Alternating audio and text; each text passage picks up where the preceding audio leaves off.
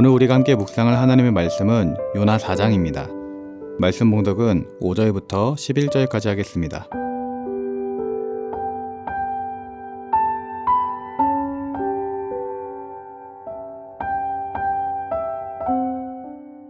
요나가 성읍에서 나가서 그 성읍 동쪽에 앉아 거기서 자기를 위하여 초막을 짓고 그 성읍에 무슨 일이 일어나는 것을 보려고 그 그늘 아래에 앉았더라. 하나님 여호와께서 박넝쿨을 예비하사 요나를 가리게 하셨으니 이는 그의 머리를 위하여 그늘이 지게 하며 그의 괴로움을 면하게 하려 하심이었더라. 하나님이 벌레를 예비하사 이튿날 새벽에 그 박넝쿨을 갉아먹게 하심에 시드니라.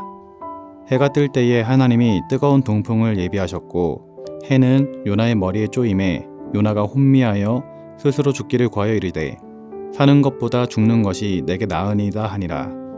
하나님이 요나에게 이르시되 내가 이 박넝쿨로 말미암아 성내는 것이 어찌 옳으냐 하시니 그가 대답하되 내가 성내어 죽기까지 할지라도 옳으니이다 하니라.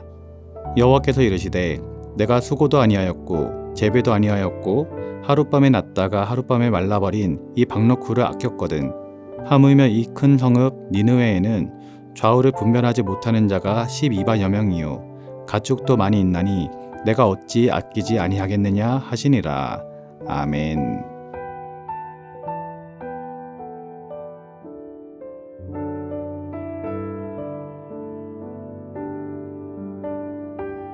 오늘 본문에 보면 요나라는 인물이 얼마나 대담한지를 새삼 느낄 수 있습니다.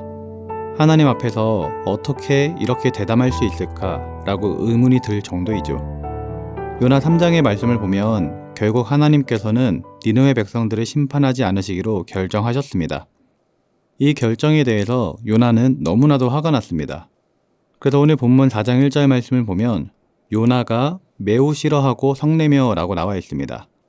성경 말씀에서 부정적인 표현이 2번 반복해서 나오는 것은 강조의 의미가 있습니다.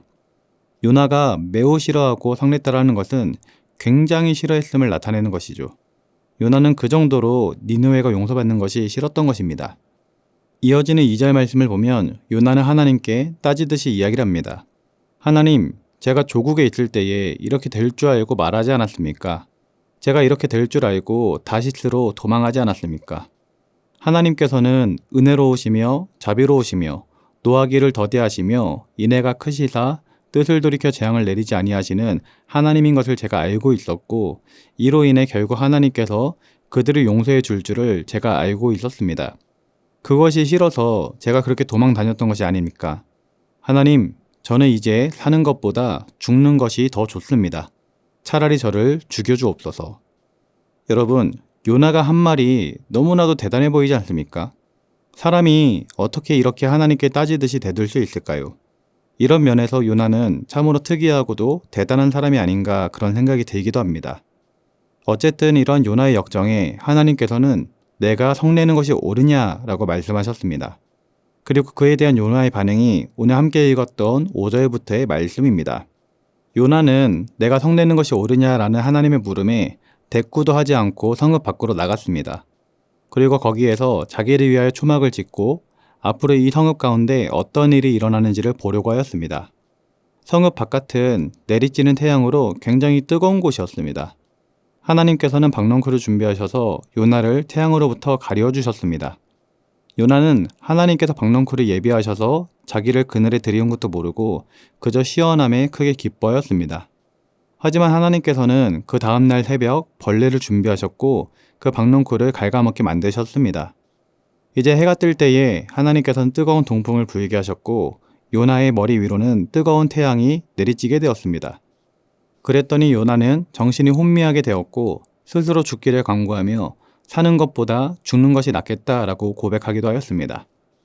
그때 하나님께서 다시 요나에게 나타나셔서 요나야, 내가 이 박넝쿨로 말미암아 성내는 것이 옳으냐라고 물어보셨습니다.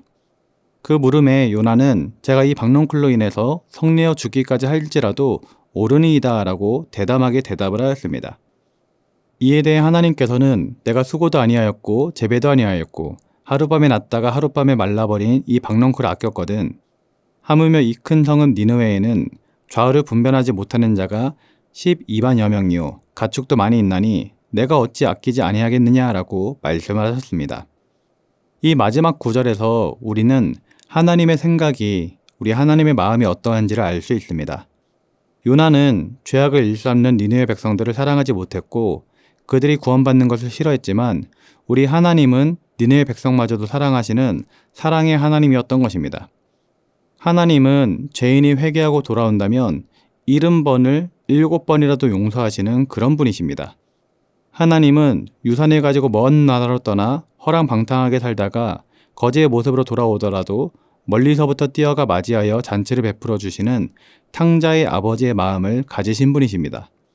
사랑하는 여러분, 요나서는 참으로 독특한 결말을 맺고 있습니다.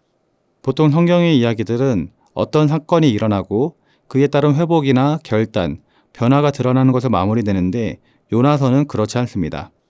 요나가 어떻게 변화되었는지, 그가 하나님의 마음을 받아들였는지, 끝내 회개했는지에 대한 그런 기록이 없습니다. 왜 그럴까요?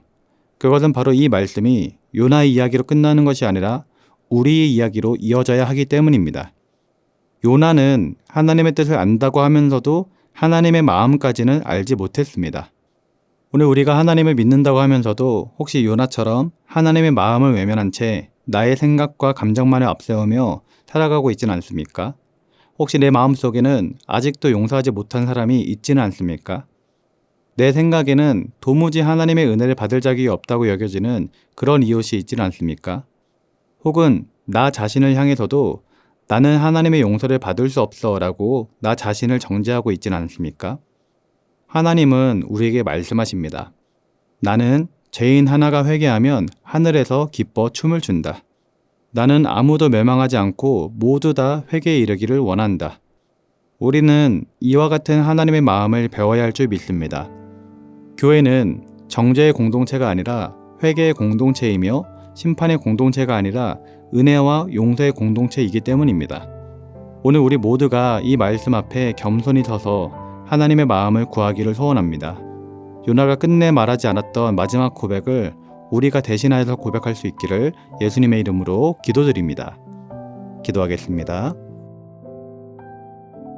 사랑의 하나님 아버지, 오늘 요나를 통해 하나님의 깊은 마음을 깨닫게 하시니 감사를 드립니다. 우리는 때때로 요나처럼 자기 생각에 갇혀서 용서하지 못하고 사랑하지 못할 때가 많았음을 고백합니다.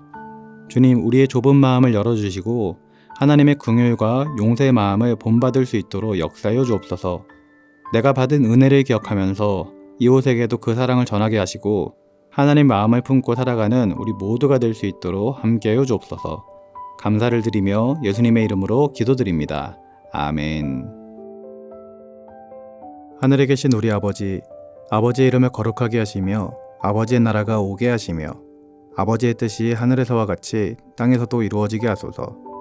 오늘 우리에게 일용할 양식을 주시고 우리가 우리에게 잘못한 사람을 용서하여 준 것 같이 우리 죄를 용서하여 주시고 우리를 시험에 빠지지 않게 하시고 악에서 구하소서. 나라와 권능과 영광이 영원히 아버지의 것입니다. 아멘.